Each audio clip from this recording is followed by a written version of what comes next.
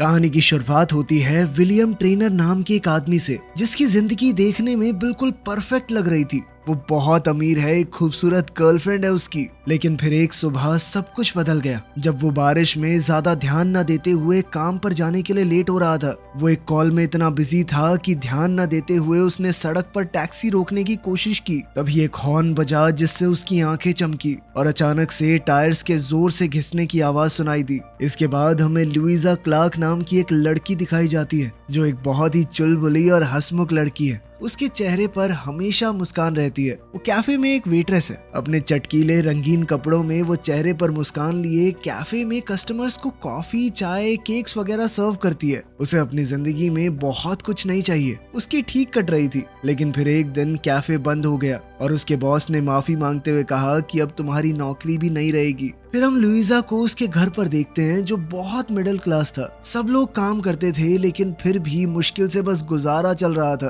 फिर रात के खाने पर इस बात को लेकर बहस हुई, लेकिन लुइजा की माँ को यकीन था कि वो जल्दी ही कुछ नया ढूंढ लेगी। इसके बाद अगली सुबह लुइजा अपने बॉयफ्रेंड पैट्रिक से लोकल एथलेटिक्स ट्रैक पर मिली। उसने उसे हौसला देने की कोशिश की और कहा कि रुकना मत, दुनिया में भरी पड़ी है नौकरियां, तुम डरो मत, जरूर नौकरी मिलेगी। लेकिन नौकरी ढूंढने की कोशिश लगातार करते रहना। अब लुइजा के पास खोने को था ही क्या, इसीलिए वो एक एम्प्लॉयमेंट ऑफिस में गई। मगर वहाँ पता चला कि पिछले कुछ समय में उसने कई नौकरियां ट्राई की, लेकिन कोई भी उसके लिए सही नहीं लग रही थी। अब सिर्फ एक नौकरी बची है जो शायद उसके काम की हो। ऑफिसर ने बताया कि ये केयर टेकर की नौकरी है, यानी कि उसे एक अपाहिज हो चुके आदमी का ख्याल रखना होगा। इसके लिए कुछ खास एक्सपीरियंस की जरूरत भी नहीं है और ये लुइजा के लिए एकदम परफेक्ट जॉब थी। इसीलिए उसने बिना सोचे समझे हाँ भी कह दिया।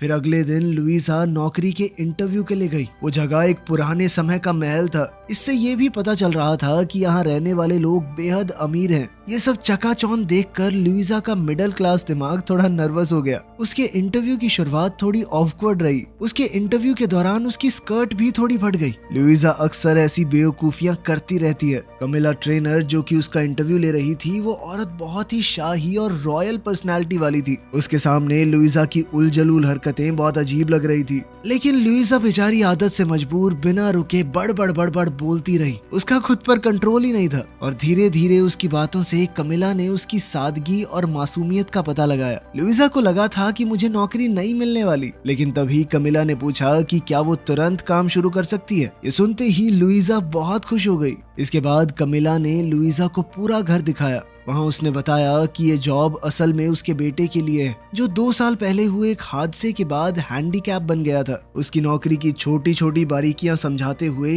कमिला ने साफ कर दिया कि लुइजा का काम एक पेड केयर टेकर का नहीं है। उससे ज्यादा उसे एक दोस्त बनना होगा जो विल के साथ समय बिताए, बातें करे। हालांकि ये बात थोड़ी अजीब लगी उसे, लेकिन लुइजा फिर भी खुश थी कि चलो नौकरी तो मिली। फिर जब लुइजा पहली बार विल से मिली तो वो ज्यादा कुछ समझ नहीं पाई। अपने बिखरे बाल और बढ़ी हुई दाढ़ी के साथ विल व्हील चेयर पर बैठा था। सबसे पहले विल ने अपने मुंह से अजीब सी आवाजें निकालनी शुरू कर दी, जैसे वो जानबूझकर लुइजा को अजीब महसूस करवाना चाहता हो। और जब उसने बोलना शुरू किया तब भी उसकी बातों में मजाक और एक तरह की नफरत थी। यूं सारा दिन एक कुर्सी पर बैठे बैठे उसका मन कड़वा हो गया था। विल के बिना बात के ताने सुनकर लुइजा को अब ये नौकरी इतनी भी अच्छी नहीं लग रही थी। खैर, घर वापस आने पर लुइजा ने देखा कि सब कुछ बिल्कुल उथल पुथल हो रखा था। घर में सामान फैला हुआ था, किचन बिखर चुकी थी और हर कोई परेशान लग रहा था। लेकिन जैसे ही लुइजा ने बताया कि उसे नौकरी मिल गई तो पूरा परिवार खुशी से झूम उठा। फिर अगले दिन काम पर लुइजा को विल के फिजिकल थेरेपिस्ट नेथन ने समझाया कि तुम्हें विल को उठाने या इस तरह की कोई चीज करने की जरूरत नहीं है। इस पर लुइजा ने पूछा कि फिर करना क्या है मुझे, तो नेथन के पास भी कोई खास जवाब नहीं था। उसने सिर्फ इतना कहा कि शायद तुम्हारा काम विल को खुश रखना है। मगर लुइजा की विल के साथ पहली बातचीत बिल्कुल भी अच्छी नहीं थी। उसने विल को मनाने की कोशिश की कि चलो मेरे साथ बाहर चलो, लेकिन विल हर बात पर ताना सा मार देता। बहुत रूड भी था वो। फिर उसने सीधा सीधा कहा कि बहुत बकर बकर करती हो तुम, मेरे आसपास हो तो थोड़ा कम बोला करो। इससे अपनी लुइजा का मन और थोड़ा खट्टा हो गया। लुइजा ने कोशिश बहुत की कि दिखाए ना कि उसे बुरा लगा है, लेकिन उसके चेहरे पर ये साफ दिख रहा था। फिर हम देखते हैं कि वो गार्डन गार्डन में अकेली बैठकर लंच करती थी, सबसे अलग, खास करके विल से। इतनी बुरी शुरुआत के बावजूद लुइजा ने नौकरी छोड़ने की बजाय काम करने का फैसला किया। हर दिन वो अपने रंगीन कपड़ों में आती और पूरी कोशिश करती कि विल को थोड़ा आराम और खुश महसूस करवा सके। हर दिन विल उसे देखकर और ज्यादा कंफ्यूज लगने लगता। वो सोच रहा था कि इस लड़की को बिल्कुल बेइज्जती महसूस नहीं होती या सेल्फ रिस्पेक्ट है ही नहीं इसमें। इसी बीच लुइजा अपनी बहन ट्रीना के साथ विल के बारे में बात कर रही थी। धीरे धीरे बात ट्रीना पर आ गई, जहां उसने बताया कि वो दोबारा अपनी पढ़ाई शुरू करने के बारे में सोच रही है। मगर ये सुनकर लुइजा परेशान हो गई, क्योंकि इसका मतलब था कि उसे घर पर रुककर अकेले ही मम्मी पापा का ध्यान रखना होगा। ट्रीना को भी उसके लिए बुरा तो लग रहा था, लेकिन उसके पास कोई चारा भी नहीं है। उसके लिए ये करना जरूरी था और लुइजा ये समझ रही थी। फिर अगली सुबह लुइजा जब विल के घर पहुंची, तब उसे पता चला कि विल के कुछ पुराने दोस्त उससे मिलने आए थे। ये थोड़ा अलग था और कमिला की हाव भाव देखकर ऐसा लग रहा था मानो वो चाहती ही ना हो कि विल उनसे मिले। जो लोग आए थे वो थे विल का बेस्ट फ्रेंड रूपर्ट और उसकी एक्स गर्लफ्रेंड एलिसिया। उनकी बातचीत से साफ पता चल रहा था कि उनके रिश्ते में खटास तो आई है। इधर लुइजा साइड में खड़ी सब कुछ देख रही थी और उसके चेहरे पर दर्द साफ नजर आ रहा था। लेकिन बात और भी खराब तब हो गई जब रूपर्ट ने बताया कि वो और एलिसिया ना सिर्फ डेट कर रहे हैं, बल्कि अब तो दोनों की मंगनी भी हो गई है। वो दोनों ये खबर विल को साथ में देना चाहते थे, मगर विल ये सब सुनकर अंदर से टूट गया। लेकिन उसने हर बार की तरह अपनी भावनाएं अपनी तीखी और ठंडी बातों में छुपा ली। जब एलिसिया वहां से जा रही थी तो उसने लुइजा के सामने कबूल किया कि एक्सीडेंट के बाद वो विल के साथ रहना चाहती थी, लेकिन किसी ऐसे इंसान की मदद नहीं की जा सकती जो खुद मदद लेना ही ना चाहता हो। इस पर लुइजा ने कुछ नहीं कहा, लेकिन उसके चेहरे से साफ लग रहा था कि वो इस बात से सहमत नहीं है। खैर, उनके जाने के बाद लुइजा को दूसरे कमरे से जोर की आवाज आई। वो तुरंत वहां गई और देखा कि विल की फ्रेम्ड फोटोज जमीन पर टूटकर बिखरी हुई थी। ऐसा लग रहा था जैसे विल ने खुद उन्हें गिरा दिया हो। बाद में जब लुइजा अपने बॉयफ्रेंड पैट्रिक के साथ थी, तब भी वो विल के बारे में ही बात कर रही थी। उसने कहा कि मुझे यकीन नहीं होता, बेचारे विल के साथ जिंदगी ने पहले तो इतना बुरा किया, ऊपर से उसका सबसे करीबी दोस्त और उसकी एक्स एक दूसरे से शादी करने वाले हैं। ये सब देखकर उस बेचारे को अपनी डिसेबिलिटी का और ज्यादा एहसास होता होगा। उसे विल के लिए बहुत बुरा लग रहा था, लेकिन पैट्रिक को इससे कोई फर्क नहीं पड़ा। उसका ध्यान कहीं और ही था। असल में उसने लुइजा को नॉर्वे जाने के लिए मना लिया था, जहाँ एक रेस होने वाली है जिसमें वो अपने दोस्तों के साथ हिस्सा लेना चाहता है। लुइजा को पहले इस बारे में पता ही नहीं था, और जब उसे पता चला तो वो इतनी घबरा गई कि कुछ कह ही नहीं पाई। उसकी बात सुनकर पैट्रिक पीछे हटने वाला तो था नहीं, इसीलिए उसने नाटक किया कि मैं बहुत खुश हूँ, वाओ। अब अगले दिन काम पर विल ने लुइजा को उन फोटोज को ठीक करते हुए देख लिया जो उसने कल तोड़ दी थी। उसने तुरंत कहा कि मैं नहीं चाहता ये फोटोज ठीक की जाएं। मैं अब खुद को उस रूप में देखना नहीं चाहता। उसे ऐसी कोई भी चीज पसंद नहीं जो उसे अपनी पुरानी जिंदगी की याद दिलाए। इससे वो और ज्यादा अपाहिज महसूस करता है। अब वो लुइजा पर गुस्सा करने लगा कि किससे पूछ के तुम ये ठीक कर रही थी, पागल लड़की। लेकिन इस बार लुइजा भी चुप नहीं रही। उसने भी जवाब दिया और कहा कि पहले तो इस तरह बर्ताव करना बंद करो, क्योंकि मैंने ऐसा कुछ नहीं किया है तुम्हारे साथ। गुस्से में उसने ये भी बोल दिया कि मुझे कोई शौक नहीं है तुम्हारे साथ यहाँ बैठ के बात करने का, मैं बस पैसों के लिए ये नौकरी कर रही हूँ, मुझे बहुत जरूरत है इसलिए। और ये बात मानो विल को छू गई। उसी दोपहर अचानक से विल ने लुइजा को अपने साथ मूवी देखने के लिए कहा। लुइजा को ऐसी मूवी देखना जिसके अंदर सबटाइटल होते हैं कुछ खास पसंद नहीं है, लेकिन फिर भी उसने हाँ कर दी। मगर थोड़ी ही देर में वो मूवी उसे बहुत ज्यादा पसंद आई। इस बारे में उन दोनों ने पहली बार एक ढंग की बातचीत की। इसके बाद तो और भी चौंका देने वाली बात हुई। विल ने कहा कि बाहर चलें क्या थोड़ा। अब उनकी बातचीत बढ़ने लगी और दोनों एक दूसरे के साथ अच्छा महसूस करने लगे। कमिला ने भी जब ये देखा तो वो बहुत खुश हुई। खैर, फिर हॉस्पिटल की एक ट्रिप के दौरान नेथन ने लुइजा को साफ साफ समझाया कि विल की जिंदगी कितनी मुश्किल है। उसने बताया कि उसके ठीक होने का कोई चांस नहीं है, और सबसे बुरी बात ये थी कि अपनी इस हालत की वजह से वो बहुत ही आसानी से बड़ी बड़ी बीमारियों का शिकार हो सकता है। साथ ही उसने बताया कि उसे लगातार दर्द होता रहता है, वो कभी भी नॉर्मल नहीं होता, पता है। अब लुइजा समझ गई कि उसकी जिंदगी इतनी भी आसान नहीं थी जितनी विल दिखाने की कोशिश करता है। फिर उस रात जब लुइजा पैट्रिक के साथ मूवी देखने गई तो उसने एक फॉरेन फिल्म देखने के लिए कहा, लेकिन पैट्रिक ने उसकी बात पर ध्यान ही नहीं दिया और एक कॉमेडी मूवी की टिकट खरीद ली। खैर कुछ दिन बाद बाहर बर्फ गिर रही थी, लेकिन अंदर विल की तबीयत खराब हो गई। उसे तेज बुखार था और उसके पिता ने लुइजा से कहा कि उस पर नजर रखना। लुइजा ने बिल्कुल ऐसा ही किया, मगर जैसे जैसे वक्त बीता उसकी हालत और ज्यादा खराब हो गई। उसने मदद के लिए कॉल करने की कोशिश की, लेकिन आधी नींद में विल ने कहा कि टेंशन मत लो, सब कुछ ठीक हो जाएगा। लेकिन कई घंटे बीत गए और उसकी हालत बिगड़ती ही जा रही थी। आखिरकार नेथन वहां पहुंचा और जैसे ही उसने विल की हालत देखी वो बुरी तरह घबरा गया। वो तुरंत उसे बचाने के लिए हर मुमकिन कोशिश करने लगा। इसी दौरान लुइजा ने विल की कलाई पर कट मार्क्स देखे और उसे समझ आ गया कि विल अपनी भावनाओं को छुपाता है। वो झूठ बोल रहा है कि सब सही है। जो बेमतलब की बातें वो दूसरों के सामने करता है वो तो बस एक ढोंग है। अंदर ही अंदर वो बहुत दुखी था। उस रात लुइजा जरूरत न होने के बावजूद भी विल के पास ही रही। वो उसके पास बैठी रही और एक पुरानी बर्थडे वीडियो देखी जो उसके दोस्तों ने बनाई थी। उस वीडियो में विल एक बहुत ही अलग इंसान लग रहा था। वो एकदम जिंदा दिल, खुश और एनर्जेटिक था। खैर जब विल ने आंखें खोली तो उसने लुइजा को अभी भी अपने कमरे में देखा। दोनों ने और बातें की और उनके बीच दोस्ती बढ़ने लगी। धीरे धीरे विल का बर्ताव भी बेहतर होने लगा, लेकिन हालात एकदम से खराब हो गए जब लुइजा ने विल के माँ बाप को झगड़ते हुए सुना। तब पता चला कि विल ने एक अरेंजमेंट किया था कि वो 6 महीने बाद स्विट्जरलैंड में जाकर एक चैन की मौत लेगा। कमिला को एक माँ होने के नाते ये बात बिल्कुल गवारा नहीं थी। वो नहीं चाहती थी कि ऐसा कुछ हो, लेकिन विल के पिता को लगता था कि ये विल का फैसला है और उन लोगों का इसमें बोलने का कोई हक नहीं है। ये सब सुनकर लुइजा बहुत परेशान हो गई और उसने जॉब छोड़ने का सोचा, लेकिन उसकी बहन ने उसे समझाया कि कहानी का अंत ऐसे नहीं होना चाहिए, बल्कि लुइजा के पास अभी 6 महीने हैं जिसमें वो विल को दिखा सकती है कि जिंदगी इस तरह भी जीने लायक है, चाहे उसके हाथ पैर नहीं भी चलते तब भी।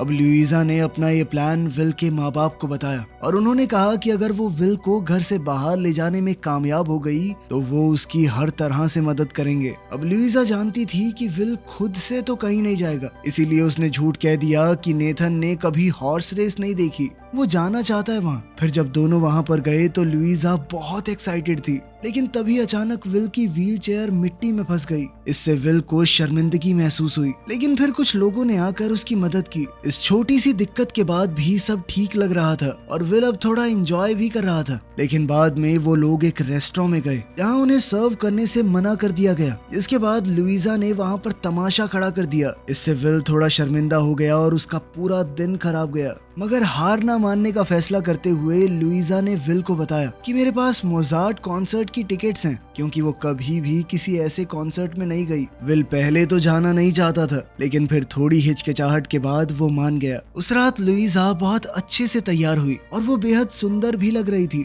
विल ने भी एक सूट पहन लिया, दोनों साथ में बिल्कुल जच रहे थे। वो रात बहुत अच्छी रही और विल शो से ज्यादा लुइजा के साथ होने की खुशी महसूस कर रहा था। उसे ये सब इतना पसंद आया कि जब वो घर लौट रहे थे तो उसने कहा कि थोड़ी देर और गाड़ी में बैठकर म्यूजिक सुनते हैं। इस पर लुइजा ने तुरंत हाँ कर दी। फिर कुछ दिन बाद लुइजा ने अपने बर्थडे पर विल को अपने घर डिनर के लिए बुलाया। डिनर एकदम बढ़िया जा रहा था, लेकिन फिर पैट्रिक वहाँ आ गया और उसकी विल के लिए जलन साफ दिख रही थी। विल ने भी ये देखा और जानबूझकर और मस्करी करने लगा। वो लुइजा के साथ फ्लर्ट करने लगा ताकि पैट्रिक को और गुस्सा दिला सके। खैर फिर एक चिढ़े हुए पैट्रिक ने लुइजा को एक काफी अजीब सा नेकलेस गिफ्ट किया, जिसे लुइजा ने जानबूझकर नाटक करते हुए ऐसा दिखाया कि वाओ कितना प्यारा है, जबकि विल ने उसके लिए एक खास स्टॉकिंग ली थी और लुइजा को वो सच में बेहद पसंद आई, इतनी कि वो खुशी से नाचने लगी।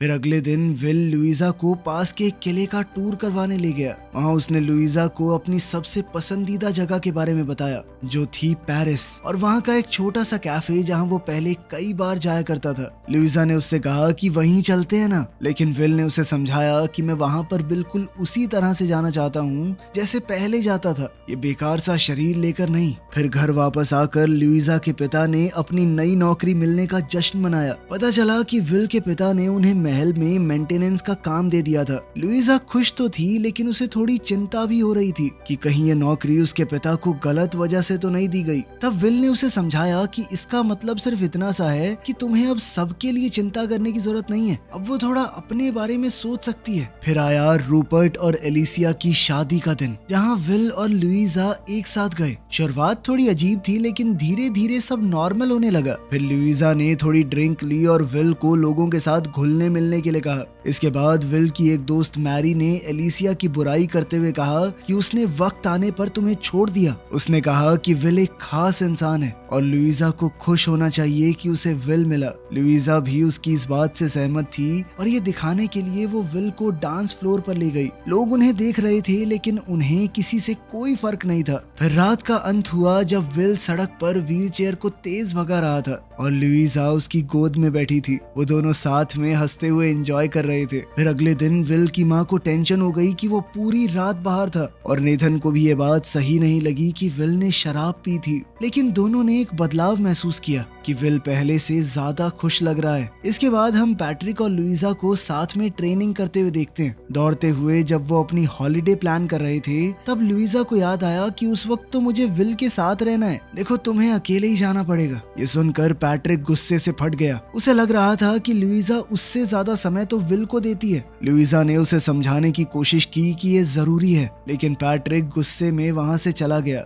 उधर इतना सब होने के बावजूद भी लुइजा को पता चला कि विल अभी भी अपनी बात पर अड़ा हुआ है। उसने स्विट्जरलैंड जाने का प्लान कैंसिल नहीं किया, लेकिन उसने सोचा कि अगर वो एक लास्ट चांस दे तो शायद उसका मन बदल सकती है। तो अब उसने एक बड़ा हॉलिडे प्लान किया। पूरी जान लगाकर वो विल की जिंदगी बचाना चाहती थी। खैर जाने से एक रात पहले पैट्रिक ने लुइजा को सरप्राइज दिया, लेकिन जब उसे पता चला कि लुइजा उसके साथ नहीं विल के साथ छुट्टियों पर जा रही है तो वो और ज्यादा गुस्सा हो गया। उसे लग रहा था कि लुइजा उसे धोखा दे रही है। पैट्रिक बिना लुइजा की बात सुने वहां से निकल गया।